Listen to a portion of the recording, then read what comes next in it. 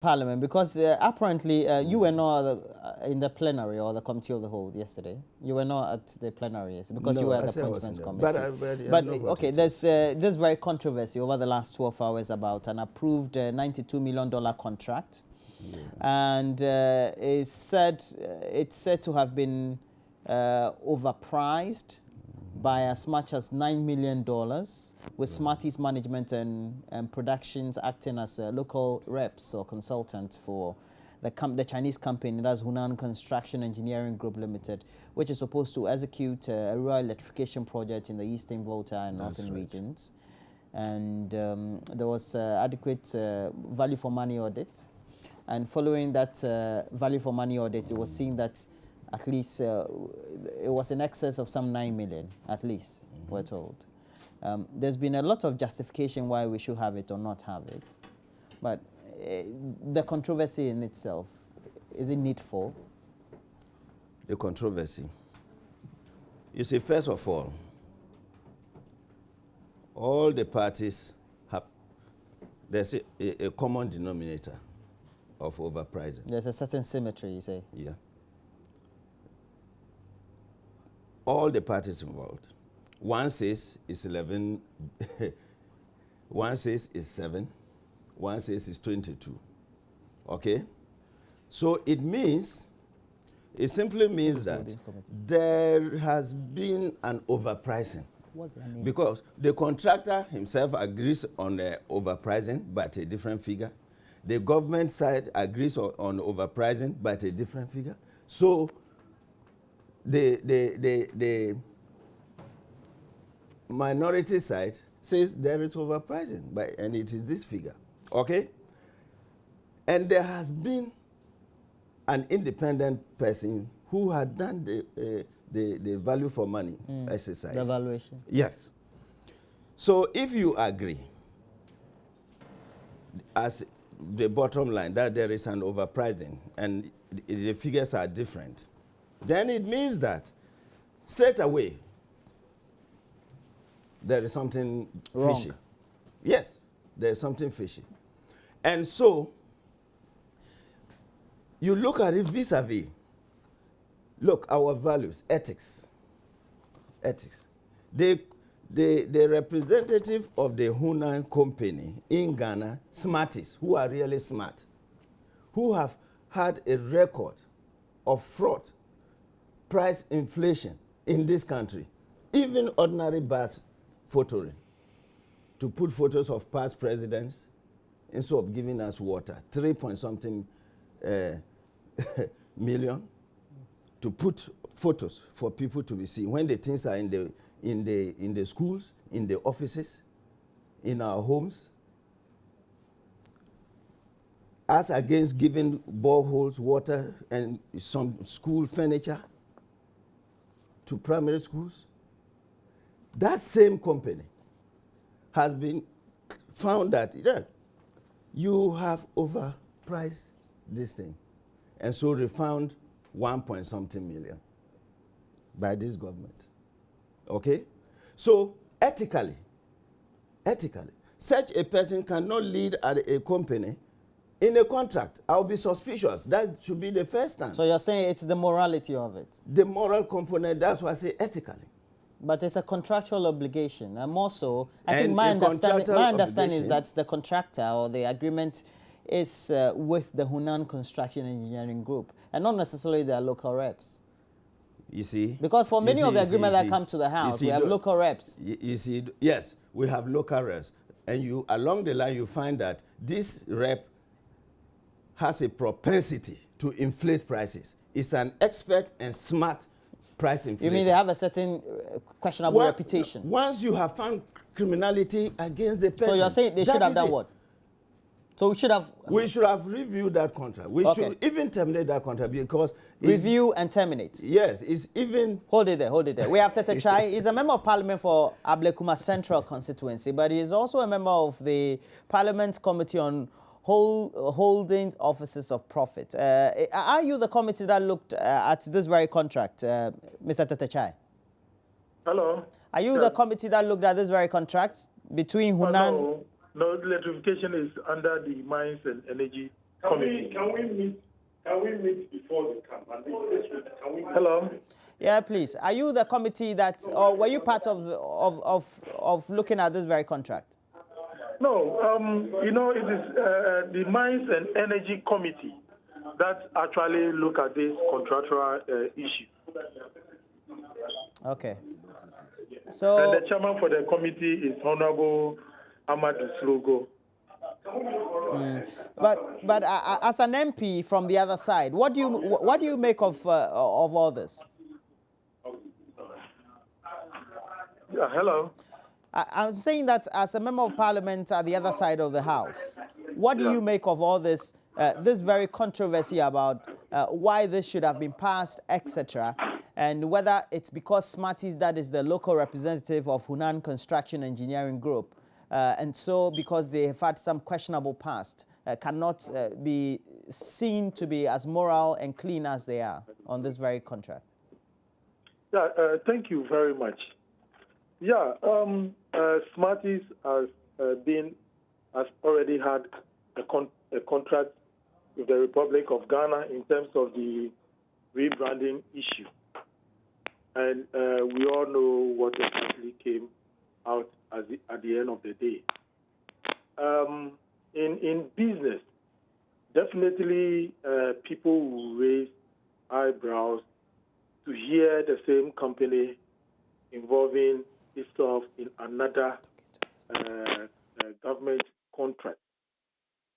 So the moral issue will come to the fore, especially as a result of increase in contractual arrangements, which most people of this country were not happy about. So definitely, people will raise issue that the same company has gotten the opportunity to lead another company in giving a contract to execute.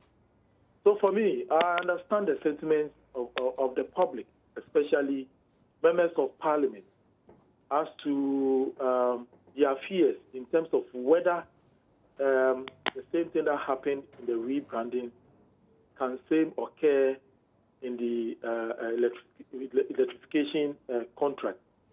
So for me, you have to be a little bit skeptical about the whole contractual arrangement. Do you think that this very contract should be looked again? Because since it's been passed, I guess we're now over that very stage of making the argument whether it's. Oh, the truth of the matter is that a lot of due diligence have been done as a result of the first contractual issue that occurred during the past rebranding. And if you look at what the committee went through, the sort of due diligence that has been done, the sort of that's the Crown agents that were involved in assessing the cost of the project and so on and so forth, and arrival at a final contractual figure for the project. For me, I think the due diligence has been done. But you see, the perception still hangs around a Smarty business partners because of the first contractual arrangement with the bus rebranding issue. And it is normal. Okay. All right. Thank you very much, and thanks also for making your input. But and that's Tetechai, Member of Parliament for Ablekuma Central. But since he was in the House, we decided to bring him in also at a bit of the other side to the debate. But Mr. Lotte Jacobs, if we take a look at all this, in my mind, if somebody has a questionable past, especially a recent questionable past, it is logical that we have to take a relook at any business transaction or activity they would want to get involved in. Is that not it? I mean, we should be asking ourselves whether the government of Ghana has a contract with Smarties. No. Is this Smarties? In this, as far as we're concerned, it's been confirmed. And I wonder the paradox of this press statement by the minority when they've debated the matter at the select committee, that is Mines and Energy. Send it to the committee of the whole, pass it, and then they come out to say it's bloated. You see, I don't know what is happening. Is it frustration, like you say, desperation? Are you so desperate that you go to parliament, you go and pass the loan, and then after passing the loan, you come out at recess to hold a press conference and to tell Ghanaians that that loan is bloated? Are you not making fun of yourselves? Are you serious as members of parliament? As in the minority, as members of parliament? Are you serious? Why are they not serious? And I don't see why always MPP will spit on any loan that is supposed to enhance the socio-economic development of Ghanaians. Why? Why do you always spit on it? Mr. Alotejeko, essentially, is it not to make sure that Is it the lack right of values, and then Ghanaians are also getting value for money for particular monies that is being spent on particular projects? Are getting value for money. Let me tell you this. And it looks like the MPP lacks knowledge in project estimation. What do you mean by that? They are some of the best professionals we can ever find in both and they go about saying this. For instance, this Kaswa project and then that of Circuit project. As if you lack knowledge about it. You don't look at the total quantum of the project. So you're saying what they're only politicking with the subject? Just politics, mere politics. Politics that will bring them to power. Politics that will convince the ordinary man walking on the street. But the people are seeing it. It's like you people are wearing masks. When you get to circle, you try to wear your mask in order not to see the project that is going on. That is your modus operandi. That is your behavior. And it has been in your blood since Matimu days. You see, Ghana is moving forward.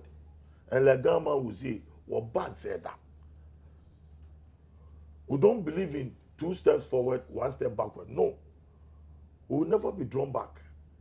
Because we are transforming the physical structure of this country. We want this country to be acceptable. Points made. To investors. Points made. But at the end of the day, now it's been passed. The whole morale of it is to say that a company that has that is the lead representative of a company that has won a certain contract has a certain negative reputation. As a result of that, the company for which the government has a contract with should not benefit, or there's a suspicion that definitely whatever the sums are, it could have been overpriced. Right. You see, we are really competent political quantity surveyors. And if you get a political quantity surveyor who is competent, you should depend on him. First of all, here, listen, contract had only, quoting the report in an interview with Joy FM, Dr. Prempeh said government disputed that claim, insisting the contract had only been overpriced by 11 million. That's government saying so. Government says, oh, it's not 22 million. It has been overpriced by 11 million. Point established. Whilst the contractors, Hunan, said the overpricing was only $7 million. Are you getting it? So the MPP political quantity surveyors said it's 22.7 million. First, they said, no, nothing is overpriced. That was the first point from the government end. Oh, no, nothing has been overpriced. Then the MPP political quantity surveyor said it has been overpriced by $22.7 million. Then the government now comes to say, oh, even with their expert, competent, non-political quantity surveyors, it is overpriced by only 11 million. Now, countering the first stand of no overpricing. Then the contractors themselves, I don't know whether they are now contractor quantity surveyors or political quantity surveyors, what we call them, but they are Chinese quantity surveyors. They now say, no. Both of you are even beating around the bush. It's not 22 and it's not $11 million. So your point is? The point is, the political quantity survey of the MPP is competent. It has been established here. Okay? It's agreed. Now the government has agreed that there's overpricing. Now we have a representative of the company. And don't forget, if the representative does any performance, the principal takes responsibility. The representative or the consultant here, ethically, look, we shouldn't throw our moral values to the dogs, has been found to be an expert price inflator. They are expert. They are expert price inflators, and by their name, is it not only peculiar to a certain contract that was administered? Hey, look, my brother, it means what we haven't seen under is more than this one. This one has come out. The first one was the bus branding. So we would have said, oh, only that one. But here's a case, that same company, smart people, they were smart here too, and the government and the contractor have accepted that there is overpricing. Are you getting my point? The government and the contractor have so the second time where smarty now the thing has been passed. What do? Do we get it back? It tells you November 7th, kick these people out and save Ghana a lot of money. Okay, point has been made. Now you go and pass. You go and pass the law. But let me clear the point. Mr. Jacob, Mr. Jacob, there's an issue here. No, excuse me. You want to make more points. You've cleared the point. No, you've cleared the point. Not that point. About parliamentarians sitting in the committee. You go and pass the law. Yes. And you come and sit down here. And I am now going to explain that. 7th November. When we go into committee meetings, if should I call you Jacobs? Oh, call me in. No, I want us to. I'm Kojo. I'm Jacobs. Kojo. If he wants, he goes in to read the minutes of the committee meeting. Okay? But the democracy says majority carries the vote. So your argument is that it's only the majority. There would have been against at the committee meetings. Then they say, let's vote. And majority carries the vote. We came in, so that is why we came in 2009. Mm-hmm. I was on ECG board. We realized that there was this loan for rural electrification by Wedi Lamont. It's not through that same loan you bought cars from? That loan they bought luxury cars. It's okay. I asked the question. I didn't say you should add more. It's not that same loan you bought the Lexus and those to go and inspect electricity poles. To go to NABDAM. NABDAM, you can't drive those cars. So your point is what? We came in, we realized that the loan was over-bloated. Just like we're witnessing. Loan. No bloated. Over-bloated. Over-bloated. Loan. To the tune of $46 million. What we did was, we had to sit down with Wedi Lamont, negotiated with them, expanded the project. The scope of the project add a lot more cover the 46 million. So what and what did you add? I mean, what did you add? I mean, we had more villages story. More. I get your point. And you know, I can tell you that almost about 80% of towns and villages in this country are hooked to the national grid. That is somebody's even initiative. Including his own. I think you've been trumpeting about 2,000, 3,000 communities. Somebody started it. Now let's look at this before we go. Our time is up. Nawani. I brought Dr. Nawani to come and contest. Somebody started it. Gentlemen, let's look at this. So I can see your desperation. Mr. Jacobs, to save corruption. The British High Commissioner, John Benjamin, has urged Ghanaians not to rope in the family of the accused drug dealer McDermott into the offense is believed to have committed. We know that from over the weekend, the Bank of Ghana Governor Dr. Wampa issued a statement following the daughter being related very much in marriage to the accused. And now it seems the politics around the whole discussion seem to be roping him in and that, well, he's not doing well at the Bank of Ghana because the city is not doing well, and as a result, he hasn't done well. Are you the one saying so? He hasn't. I'm trying to paraphrase what has been summarized on social media. Are you the one saying it? I'm summarizing what's on social media, and then the discussion. Tell you what is I'm not the one saying it. Okay, all right. You know what? I don't believe doing politics with this drug business. Yes. For several times on platforms, been advocating against vilifying families and individuals when one is caught doing drug business.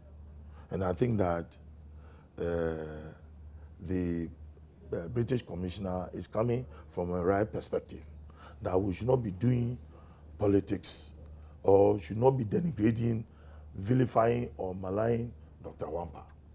I mean, what is this? What is this? It is better for us to narrow the whole thing to the guy who is involved for the British laws to take its course, rather than just playing around certain personalities and bringing them into our political, dirty politics that we're doing. It won't augur well for us as a country. It hurts. It really hurts. And so therefore, we should listen to the advice coming from the ambassador. Let's do away with this kind of drug politicking in this country. And let's deal with the issue that is at stake.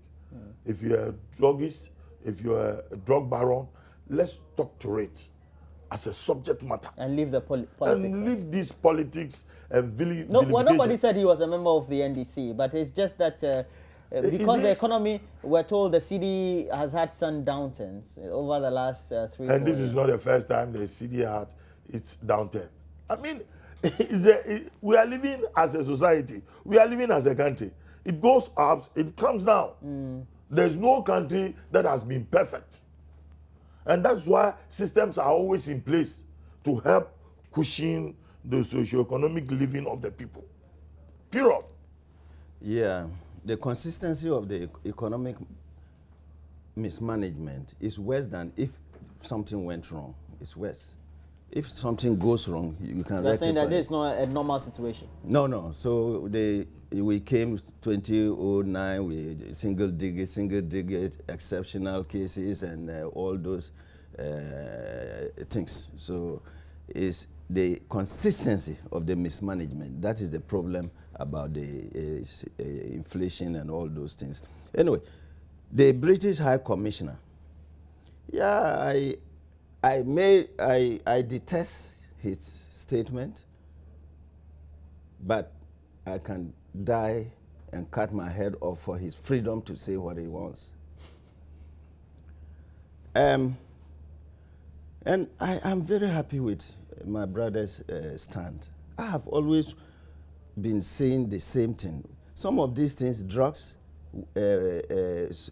water, electricity, we should take them off political arguments. If we can do that, yes. Water and electricity? Yeah, when it comes to electricity, when it comes to water, when school it comes provision.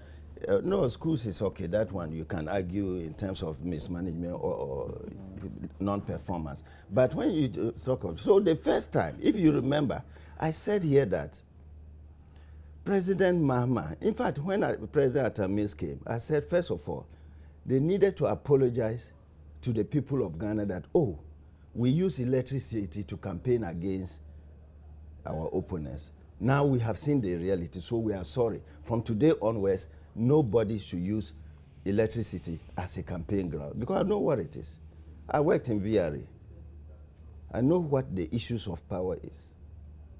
And he was chairman for ECG. He knows what the issues of power is. So if we needed to have a complete plain paper to start from. But the fellow who started it, being president today, should render an apology to Ghanaians so that we know that from today, anything about electricity, no politics. The same thing with drugs. When it is somebody called Abankwa or Amankwa doing his drug business or something they allege, then it is that Nana Akufo-Addo. Do you remember that? So I'm happy my brother has made a point. Today, it is, what is this white man's name? An in-law. McDermott. McDermott, an in-law of the alias David Smith. Alias David Smith. He has a Ghanaian passport. Yeah, the name is David Smith in the Ghanaian passport. He is a drug whatever, tycoon. An in-law of the whole governor of the Bank of Ghana, who was appointed by the president of Ghana. Look, your family married to a drug dealer. So me straight away, he should step out and leave the president to have his peace to work. You should step down? He should get out. He should get out of the post. Because moral, Again, the moral argument values, comes in. our moral values. How would he have known, or how should he have known? The man is a fugitive. 3 years. Your daughter is married 3 years. You mean you don't care what business they are doing? Well, the man works in the mines, according to what he said. You see, He the said drug he- dealer, the way No, they do, they when can did you hear that he was a fugitive? It's when now he is arrested. Yes. So no. if he was mine, Why do you talk as Listen, if you listen. knew him some time ago that he was a fugitive? The report now comes out. You see, the security people were monitoring. So you are basing your argument on the report that has come out. Oh, it's a genuine report. Look, be fair. Actually, 3 years be ago, fair with 3 the years people. ago, 3 years ago, Mr. Alote Jacob, 3 years ago, his picture, alongside others, were published by the Telegraph in the UK, the Guardian, etc. As part of those most wanted. I believe you know that by So now. he's been on a run. Yeah, it's been on the So- run. And But today my he's been caught- point is, he's been Yeah. caught my in the point is, web. my point point is is, for some of those who work in crime, the underworld of crime and Yes. drug, they deliberately choose their targets. Yes. And they do what they have to do. It could have been my brother. It could have been the It daughter could have of. It could have been your daughter too. It could You have been wouldn't my daughter, right? Yes. And me, if I were the in-law, I will have links with his family wherever he is. You can't marry my daughter. Would you and have have resigned your position as MP if it was your daughter who was? I'm asking you a question. If Don't do, my daughter marries- don't exclaim like that. I'm asking you. No, I'm asking you if it was you. Yes. Who has a daughter who is married to Mr. David Smith? Yes. Alias A cocaine- a drug dealer. Whatever. Would you have would you have resigned? resigned your position as MP? as MP? I mean, I would have resigned. Nah, lie. But All right, on we have to moral call grounds. it. We have to call it I a would have morning. stepped I've down had in the because- studio Boniface I will step Gambela down. I will Adagbela, step who is a down. member of parliament for NAPDAM, and will also step down. Alote Jacobs, who is the NDC's chairman for the Central Agabila. Region. Yes. Thanks, gentlemen, for joining me.